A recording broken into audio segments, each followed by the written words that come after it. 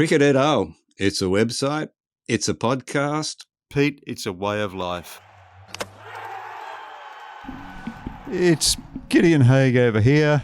Peter Lawler over here. And welcome to Cricket et al., your independent cricket podcast.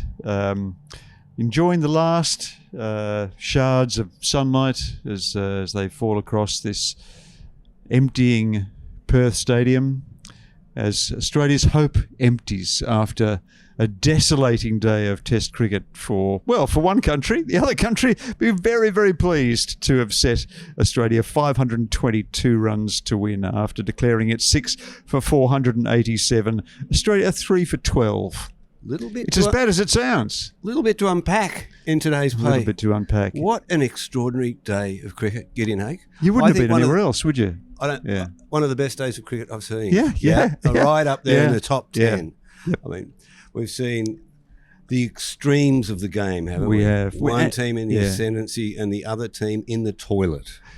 Yes, we have. I mean, the Australians strove mightily, I thought, in the circumstances to stay in touch. But really, when your batters are bowled out in 50 overs, yes, and have so successfully blown their ascendancy, and I think in the end, the bowlers have been forced to bowl 184 of the first 234 overs of the game. Any bowling attack is going to struggle in those circumstances, and a bowling attack that looked a bit short-handed today, quite frankly, is and doesn't appear up to the mark. But and we saw a fantastic comeback, one of sport's great comebacks from Virat Kohli, who has had a terrible year with the bat. He's had a terrible 2 years with the bat. Today was only the second time he'd passed a half century during 2024, but he turned into 100. And a fine 100 it was too. It wasn't a brand from the burning, as I said in my piece today. He came out. India were already 300 in the lead, and India were 85 overs into their second innings. But he looked like a man who had just rediscovered his knack of batting. He wasn't trying. There was nothing tricky about him today. He wasn't fiddling with his guard. He wasn't batting outside his crease. He wasn't taking short singles. He just channeled the Kohli of old. It was interesting. I was sitting up here last night just looking down over the outfield as Jaiswal and Rahul came in after their fantastic stand last night. And Kohli came out bareheaded. He applauded with one hand on his bat on his glove, and then he took about 50 throwdowns and he smashed them. He absolutely smashed them into the fence down there. And I thought, my word, for a guy who's at death's door batting-wise, he's hitting the ball magnificently. So it wasn't a surprise today when he clunked that first one down the ground from Cummins. It's a beautiful, measured, compact shot, making a lovely shape. You thought, geez, it's perfectly set up for him today. And he knew it. We saw a lot of great shots today. That was up there with some of the best of them, wasn't it? And it really meant a lot to him, that 100, didn't it? Unfortunate, really, that he didn't know that he'd got it for some time. I don't know what the confusion was. Yeah. He'd hit a 4, but it wasn't signalled, the 4 that was needed. Yeah. When it was signalled and he realised he'd got his 100, he was a very happy man. And then he turned and he blew a kiss to his wife in the crowd, Anushka. And I don't know if you heard the interview with him as he came off. No, but he basically said, she knows what I've been through. She's seen the struggles in the room and what it's meant to me. Yeah. And she's been on this journey, and that was for her. Yeah. It was a glorious century. It wasn't euphoric or exultant. There was a relief about it too, wasn't there? He looked grateful, frankly, to the fates for having given him this opportunity. I was reading a nice quote before the Test match. I was reading Noah Fataudi's lovely book, Tiger's Tale, and in it he says, "In cricket, the god is luck," and he had some luck today. He almost played Stark on when he was 18. He got a lovely ball from Cummins that went through the gate when he was in the 40s that went to fine leg for 4.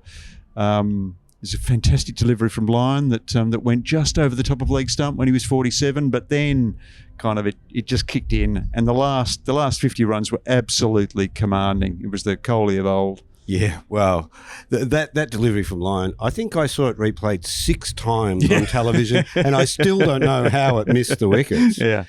Yep. Alex Carey had given it up. Alex Carey assumed he was bowled. He didn't even get in position to take that ball, did he? And it went through for byes. Yep. Alex Carey's conceded a lot of byes 22, in this game. Yes. 22. And it was scruffy today. Australia were a bit scruffy in the field. Early on, they missed the opportunity to run out Jaiswal. Yes. Cummins had the chance to, because Jaiswal wasn't even in the picture coming back to his crease. Cummins needed a hit. There are some days you hit, some days you don't. And today was one of those days where nothing from Australia quite hit. Yeah, that's right. But for my money, that's not the most memorable century of the day. I really enjoyed that Jaiswal century. It was lovely, wasn't it? Yeah. It was beautiful, beautiful. Particularly the way that he brought it up. Wasn't it just extraordinary? So he goes back to late cut it or ramp it over the top of slip, and it goes to fine leg. He's finding some fantastically original areas to score, and it goes for 6. It was almost the reverse of the shot that Philip Hughes played to bring up his 100. Yeah. And that's his first 100 in Australia. The 4th of his career. Yeah. And how fitting to see, the apprentice and the master succeed on that day and almost. Yes. Well, it was a reverse passing of the baton, I guess, really. Yeah. And I guess the other thing is, it was Tendulkar in Perth who proclaimed his genius in 1992 with a brilliant 100. And, he kind of belongs to that lineage of high-quality Indian batsmanship already.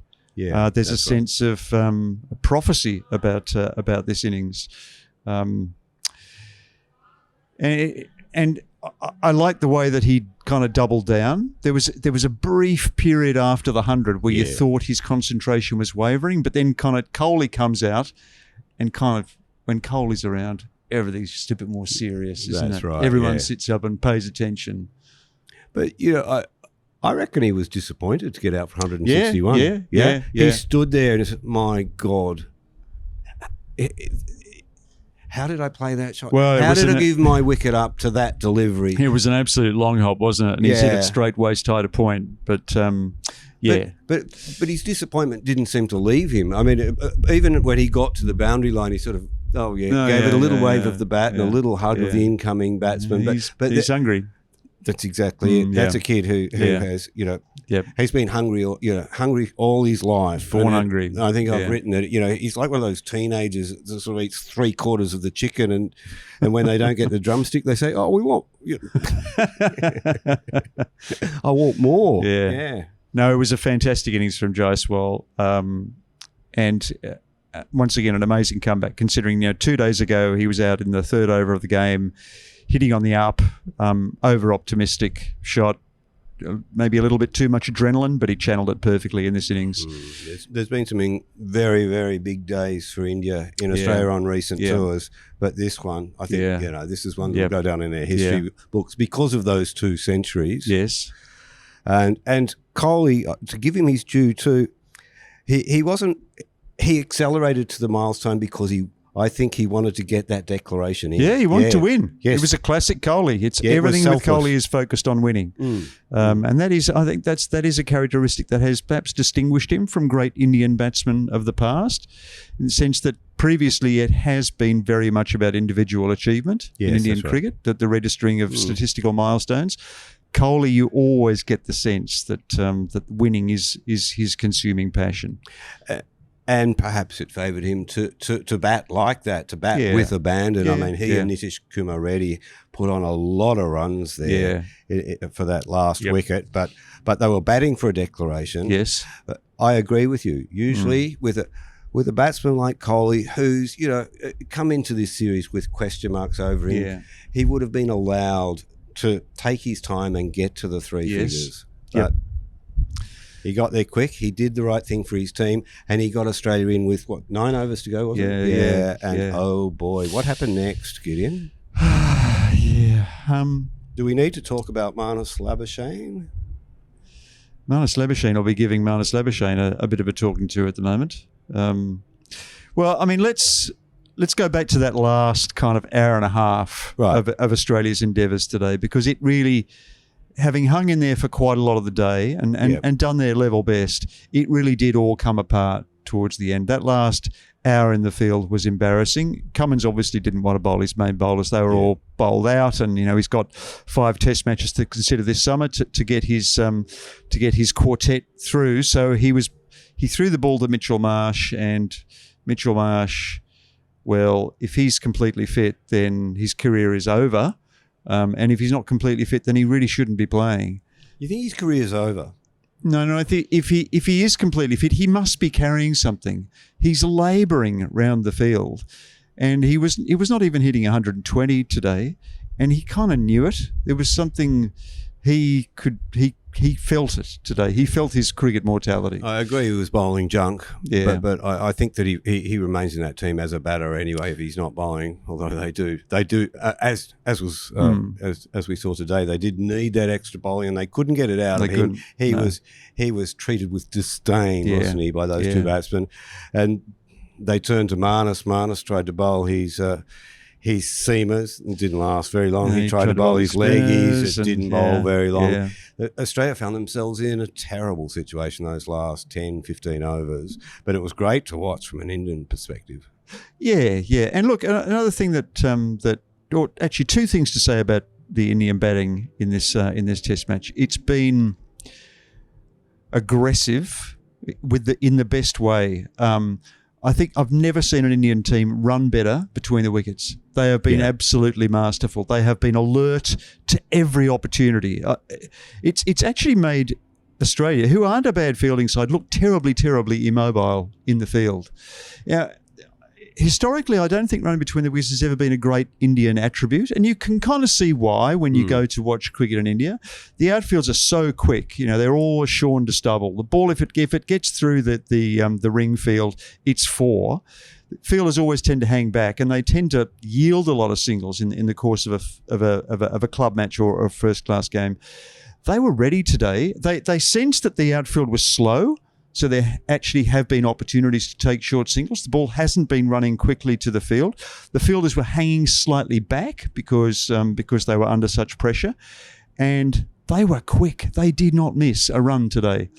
They were coming back for threes. There was a 3 that Jaiswal took shortly after he reached his 100 for Padikal today, and he was running to the danger end, and it was touch and go. There was a flat throw came in from third man, but he got there. And the fact that he was alert to running that 3 is a player who's completely engaged with the game. Great match awareness from him. They were grinding Australia into the dirt, weren't they?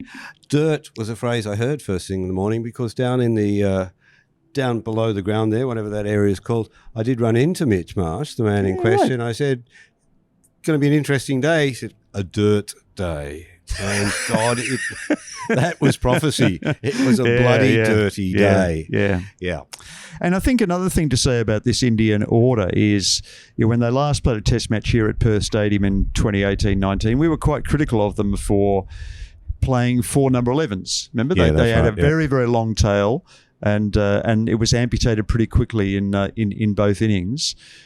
But here, by including Washington Sundar at 7, Reddy at 8 and Rana at 9, they've had batting to go right down. And Reddy, in some respects, he's 41 in the first innings, has turned out to be very, very important to India getting a lead.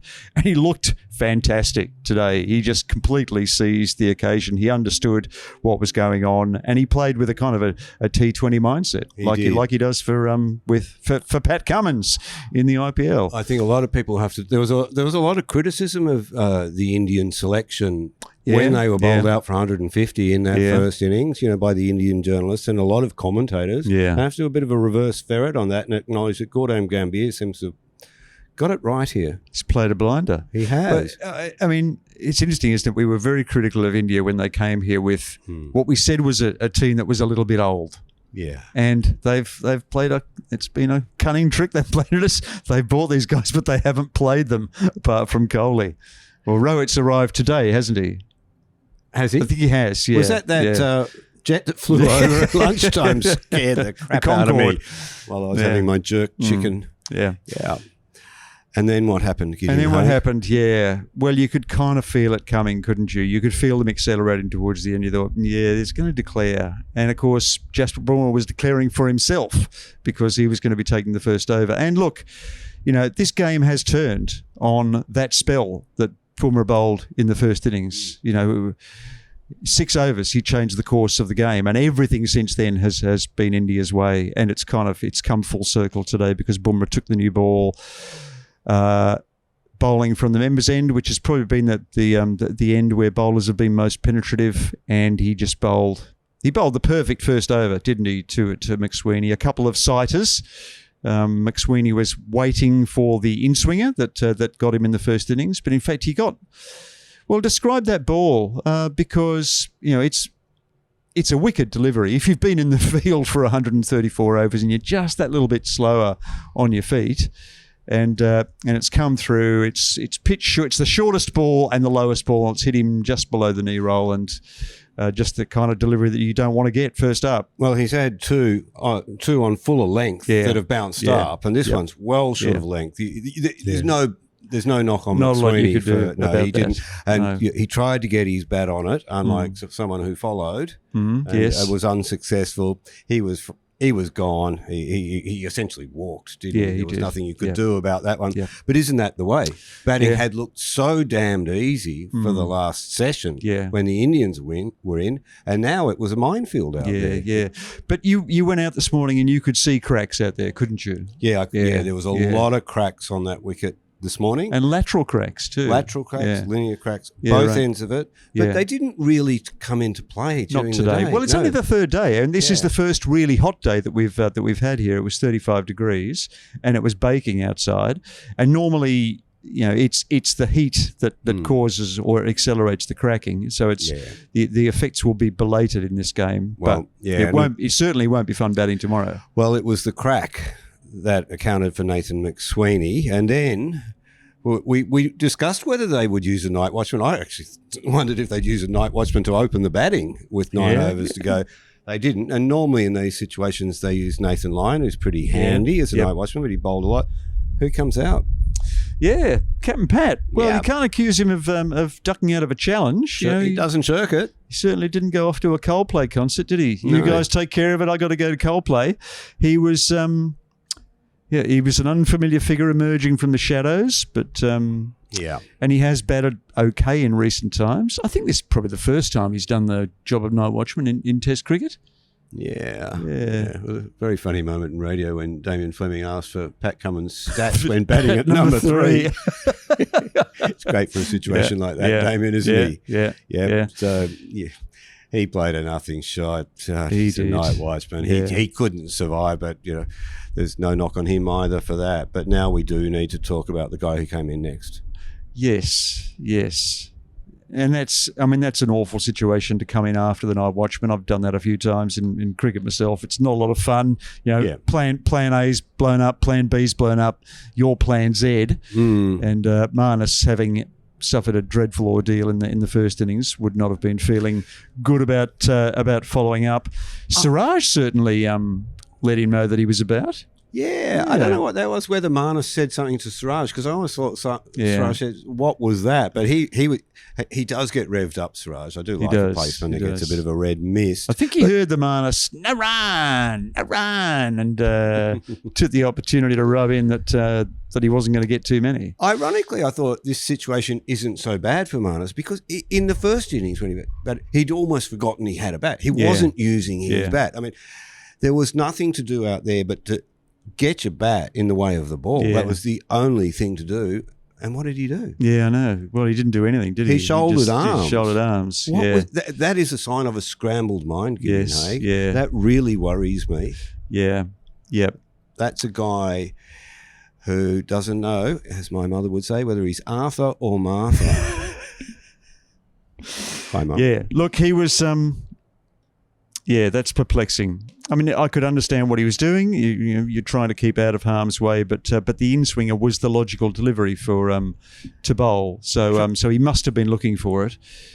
He's sort of backed into a trap of his own making. You can't leave balls. No. You can't shoulder arms to or any delivery out there, as we've seen. After seeing what had happened to Nathan McSweeney, it wasn't going to be leaving on length anymore. No, was he in the toilet when that happened? Yeah.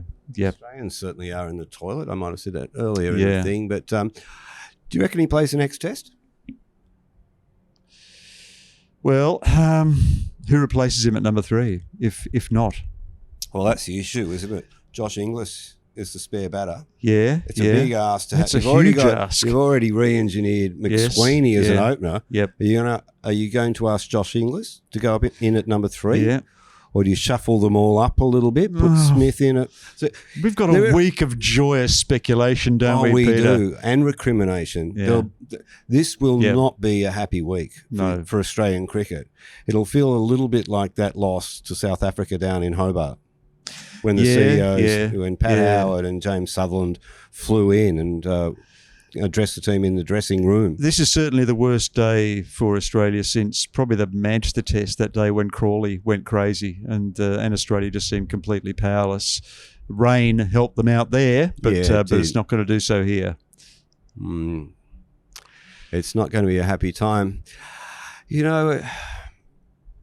Was their day as bad as our night?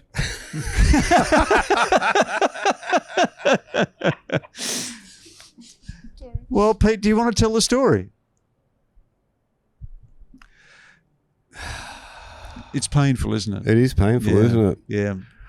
Well, we went out last night to a restaurant of Pete's choice, and it didn't end well. It didn't end well at all. It set up today perfectly, though, in some ways. I reckon that's the worst night I've ever had on tour. Yeah. Yes. Yeah. So I kept consoling you by saying, Pete, one day it'll be a funny story. Yeah. Not quite yet. Not quite yet. No. I don't even think I can talk about it. No. That fucking piano, those fucking songs, that fucking restaurant. Pardon my language. Yeah. Yep. Yep. Terrible food too. Just saying. It was, yeah. Yeah. That used to be a good restaurant when it was around the corner. Yeah. That's the worst restaurant I've ever We're been losing to. the thread. We're losing our shape. This should all be about India. And a fantastic day for them. It's, only 10 days ago, I think, Cricinfo had a symposium where they said it was going to be a one-sided Border-Gavaskar trophy, but they were thinking in the other direction. Yeah. Because India's coming off this series against New Zealand, but the side of Australia has made the juices flow, and we were talking about Perth. Was Perth the right place for India to start the series when they've started successfully in Adelaide the last 2 tours here? Well, Australia's played its best card, hasn't it? Really, they've thrown out the most. A venue most inimical to Indian conditions, and India's just barged straight through them, absolutely steamrolled them. Teams, as we saw in the last Border-Gavaskar trophy out here, can recover very quickly from abject failure. Yes. We saw India go so poorly in Adelaide. What did they score? 39? 36. 36. Yeah. The 9 was that way. Yeah. Kohli's last test in Australia. Well, it seems a long time ago, but can you recover when you've got a batter like Marnus, who is so out of form, Stephen Smith, who's so out of form, Travis Head, who is so out of form, and you're focusing a little bit on Mitch Marsh as well. Well, you've got to reflect that, I think everyone came into this, everyone in that Australian top 6 came into this test match with a little bit of a question mark around them. And that's not a hindsight judgment. I mean, McSweeney was batting out of position. Yes. Khawaja's 38. You had Marnus out of form. Smith kind of betwixt and between. I thought he was going okay, but he's got pinned in the first innings for zip. Would have been interesting if he'd come in tonight. Fortunately, the darkness enveloped us, and he's out on the first ball tomorrow. Yeah, facing Jasprit Bumrah. Cracks will be wider. Yeah. Yep. Ball's still new. Travis Head and Mitchell Marsh coming back from paternity leave. You've had Cummins resting. You've had Hazelwood's done some bowling, and Mitchell Starc had bowled successfully in the Shield. But a lot of this was done on trust. The players felt that they were ready, and they were judged to be experienced in making decisions about their own form. a lot to chew on in hindsight. And Test match isn't over, of course, but with 522 runs to get and 2 days to play and 7 wickets to fall, it's really only going to play out one way. It's possible, isn't it, that the lack of an obvious replacement will keep Marnus in place for another test. Yeah. Yep. It's a terrible thing to do to a guy who really does look like he's forgotten how to bat. Yeah. He doesn't know what to do out there. And the question is, of course, at this time of summer, where do you send a player like that? Because shortly the Big Bash League is about to open up. Do you send a guy out there to try and hit maximums in T20? I don't see that as having a lot of purpose for Marnus, but the only alternative is for him to play grade cricket or for him not to play at all. So we've made our bed in Australian cricket, and we're going to have to lie in it, in the sense that we have given over so much of the season to T20, which means that we kind of pick the team at the start of the summer and hope that it's going to get us through to the end. The next time, the next Sheffield Shield round is the 6th of December, isn't it? Yeah. After that, the Shield doesn't resume until we're playing the second Test match in Gaul.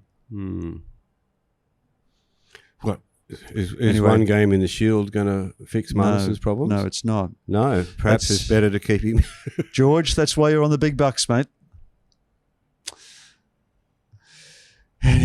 Anyway, it's a long day. I haven't even written a story yet. I'm going to be here Mine's late. out. This has never happened before. That I'm out before you. My whole life is just... Everyone will be out before me. My whole life's disrupted. Yeah. Anyway. But I'd have paid to come today. I will remember this for a long time. It was exhilarating. Yeah. I'm a big Virat Kohli fan, and so are you. And you've written a piece about Virat Kohli.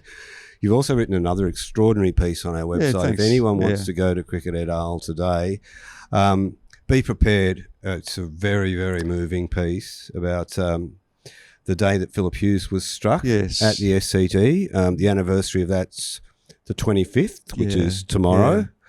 So if you haven't caught up with it, I interviewed the match officials from that game, the referee David Talala, the umpires Ash Barrow and Michael Graham-Smith.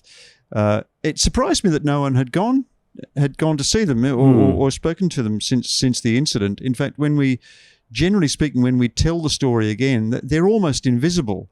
And in some respects, that's the story. They negotiated that day successfully and managed to remain invisible, thereby kind of discharging the ostensible purpose of match officials, which is to efface themselves completely and simply allow the match to progress.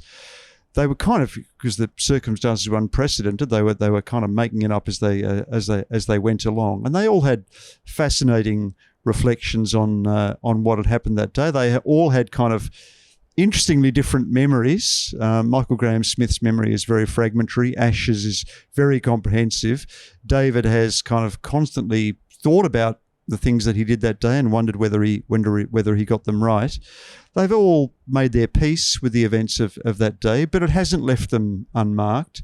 And in some respects, their recollections were as moving as any that I've heard.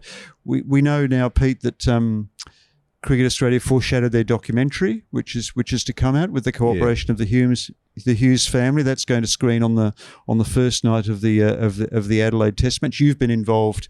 I'm in that. I think I haven't seen it yet. But that's going to show on Channel 7 and on Fox and on Cricket Australia's website. Yes. Getting back to your piece, extremely emotional to read what those match officials went through, and there's not a lot about that day that I don't know, having sat through the inquest and written the books and done all of those things.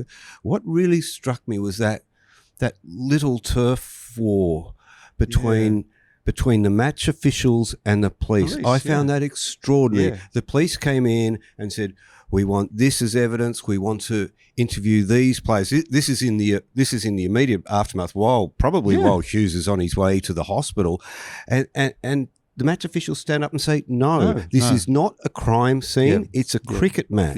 David Talala said to them, "Who's in charge here?" Is it me as the match referee, or is it the police? He wasn't actually quite sure what the answer was, but the police were experienced enough to back off under the circumstances. They did actually take Hughes's bat and his helmet as evidence, but they were prevented from interviewing. They wanted to interview the bowler, Sean Abbott, which seems to me pretty extraordinary. But it was a fascinating piece, and Pete, you're writing a piece for tomorrow on cricket et al. Because you were there that day, you experienced it at first hand. I've been going through it today. It's another terrific piece. There's a lot. There's some things that I learned from that piece, and I've read extensively about that day. And I was around that week, and we were both writing, and it was one of those. It was a week that I can't. I mean, there's no equivalent, is there, really, in our cricket writing life, where you've written so many words and at the same time felt them to be so inadequate, frankly. You were not quite sure what to say, but you had to say something. It was interesting because I kind of went, I did go to the other report. There weren't many of us there that day. It was a Sheffield Shield, but for fuck's sake. The other reporters in the room, and to a couple of the photographers who were there that day, just to confirm my memories, to triangulate a little bit. But a couple of them said to me, they felt almost guilty about witnessing and reporting on such an event, and I have similar guilts about guilt about some of the things that happened that day. It's not sensible, but trauma isn't sensible. No. Trauma, I've written about trauma quite a lot in my life, and I've recently written a book about the death of my brother. It doesn't unfold logically, and it has its own timetable. It will decide when it wants a piece of you. It'll reach out and tap you on the shoulder, probably when you're least expecting it. Yeah, it was just felt like there was a rent in the fabric of the sport, didn't it? Yeah. Tragedy had come into the safe space of a game of cricket. It's not in the piece, but that I have this image of Peter Neville out on Driver Avenue in his whites, looking for an ambulance when he should have been on the field playing cricket. I think the other thing that has always struck me about that week is the absolute spontaneous and unfeigned sympathy that everyone felt for the Hughes family and for cricket. To me, it's it kind of highlighted just how emotionally engaged Australians are in cricket. Even people who don't actually have sort of direct or daily interaction with the sport. Everyone's got a father or a brother or a son or a daughter who is involved in the game, has been touched by the game in some way.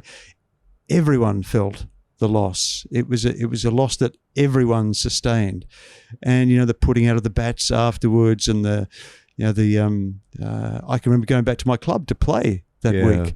I can remember bowlers bowling in the nets, and if they bowl one too short to you, they were apologising, and everyone was hypersensitive. Everything was heightened.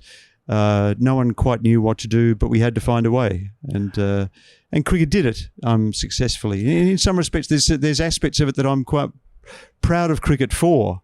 It looked after. It looked after one another. The cricket community banded together. They didn't have to be told what to do. There was no official mandated mourning. There was no sort of marketing trick to it. Everyone kind of found their own way to cope and to support others who were coping. It felt like Australia didn't know Phil Hughes, but they did know him. If they'd never met him, they knew of this boy from the bush. I just wonder if it had been somebody else, if the reaction would have been similar. It's the folk story of Phil Hughes. Yeah. It's the nature of his personality, his connection to his family. It kind of shone out from under the helmet. I mean, I think everybody in cricket, a little bit like we talked about this Jaiswal, the way he made his debut, the romance of his debut. Yeah. Yes. And to have that story cut short like it was, so tragically. Yeah. That's a good shout, actually. In some ways, Hughes was Australian cricket incarnate. You know, the boy from the bush, untutored, a prodigy who forced his way to the front with an unorthodox technique, but a weight of runs. And Jaiswal is kind of the young man who emerged from nowhere, discovered almost in spite of himself, almost in spite of his obscurity, but sort of fought his way through the Darwinian Indian cricket system, once again by weight of runs. I heard, I saw, as I said, I haven't seen the documentary, but I've spoken to people who have, and so it's extraordinary and it's a celebration of his life. But I saw a little clip of it, I hope I'm not going to cry here, from Virginia, Ginny, his mum. Yeah. And she said, he rang and I said, Philip, it's 5 a.m. in Maxville. I don't know where Philip was. He says, I know, Mum, I just wanted to hear your voice. He rang every day back to the farm. Yeah, one thing that I remember from that week was the Hughes family making a sort of a public statement that they wanted Philip to be referred to as Philip, not as Phil. Yeah, I found that incredibly moving. I could just hear it. I could just hear the mother's voice saying, Philip, your tea's ready. Philip, come in from outside. Philip, stop playing cricket. There's more to life than cricket. But in fact, of course, in Philip's case, there wasn't more to life than cricket. He absolutely loved the game. I've been in that house. I've been in that house where he grew up. It's such an ordinary country home, a little rundown, and you go to the cupboard in his small bedroom and you open the cupboard and there's this wicker basket with cricket balls in it, with writing on them to mark every 100 he ever made. And you go out into the back porch, which looks out over the flats of Maxville, and there's still, the ball was still on the string that he would practice with. Wow. I dare say it's still there, Pete. I dare say it's still there. And look, we'll still be here tomorrow. God willing. Inshallah. Inshallah. We've had a fantastic day of cricket. It's been a privilege to be here. We hope you're enjoying our podcast and our writing almost as much as we are providing it. It's a great life. And buy a T-shirt. It's at a time like this. Shameless plugging of the merch. Well, we can actually now do it. Hopefully the system worked. I bought one yesterday just to ensure that it does actually work. So that's all we've got time for on Cricket et al. Today. Been great to have you with us. But in the meantime, it's goodbye from me. And it's good night from him. Great day.